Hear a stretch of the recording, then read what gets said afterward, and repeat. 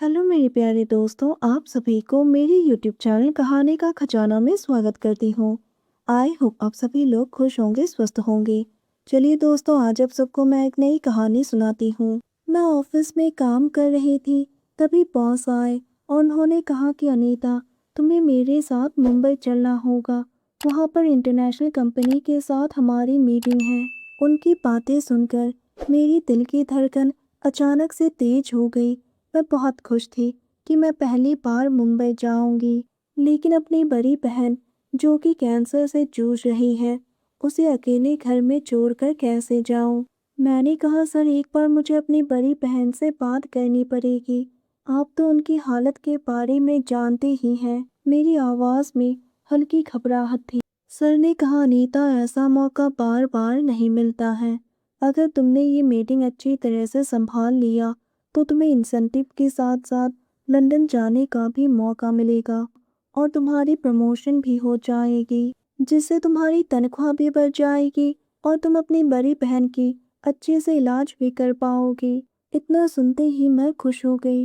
मेरी आंखें चमक उठी, दिल में खुशी का तूफान छा गया। दोस्तों, चैनल पर पहली बार आए हैं तो इस वीडियो को लाइक, शेयर और सब्सक्राइब करें और एक प्यारा सा कमेंट ज़रूर कर दें।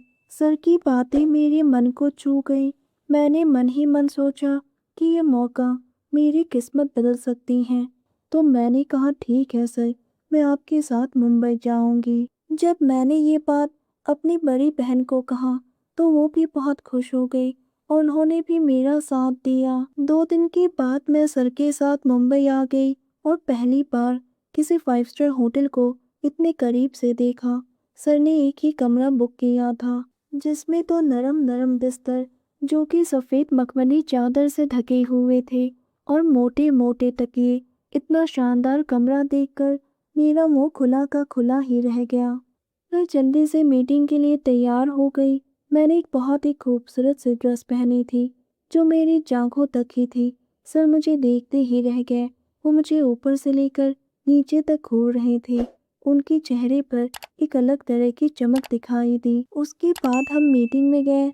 मैंने अच्छी तरह से पूरी मीटिंग को संभाला। सभी लोग बहुत ही खुश हो गए। शाम के 7 बजे मीटिंग खत्म हुई। उसके बाद सर के साथ मैंने डिनर किया। फिर हम दोनों अपने कमरे में आ गए। सर ने कहा, अनीता, तुम्हारी कामयाबी की खुशी में वाइन तो बनती ही है। उन्होंने वाइन की बोतल निकाली और 2 पैक वाइन बनाए। वाइन की खुशबू पूरे कमरे में फैल गई। कमरे में एक अलग तरह की माहौल बनने लगा। मैंने धीरे से कहा, सर मैं पीती नहीं हूँ। सर ने कहा, अब तो इसकी आदत डाल लो। उनके शब्द मेरे मन की गहराई तक उतर गए और मेरे मन में भी एक अजीब सी हलचल होने लगी। मैंने भी उनकी बात मान ली और हाँ कह दिया। फिर हम दोनों मिलकर पीने लगे। पीते हुए बॉस अपने दुख भरी कहानी सुनाने लगे कि कैसे उनकी पत्नी ने किसी और के लिए उन्हें डिवोर्स दे दिया। मैंने धीरे से उनका हाथ पकड़ा। वो मुझे ही देखे जा रहे थे। उनकी आंखों में मेरे लिए तड़प साफ दिखाई दे रही थी। वो धीरे धीरे मेरे करीब आ गए। उनकी सांसों की गर्माहट मेरे गालों पर पड़ रही थी। सर ने कहा, अनीता, क्या हम एक रात के लिए? मैंने उनकी आंखों में देखते हुए कहा, सिर्फ एक रात के लिए ही क्यों, पूरी जिंदगी के लिए क्यों नहीं? उन्होंने कहा, जैसा तुम कहोगी वैसा ही होगा। उनकी आंखों में ईमानदारी और चाहत दोनों साफ झलक रही थी।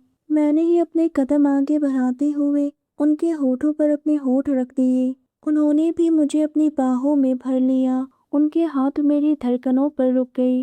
वो मुझसे 10 साल बड़े थे, लेकिन ज़रूरत और चाहत उम्र देखकर नहीं होती हैं।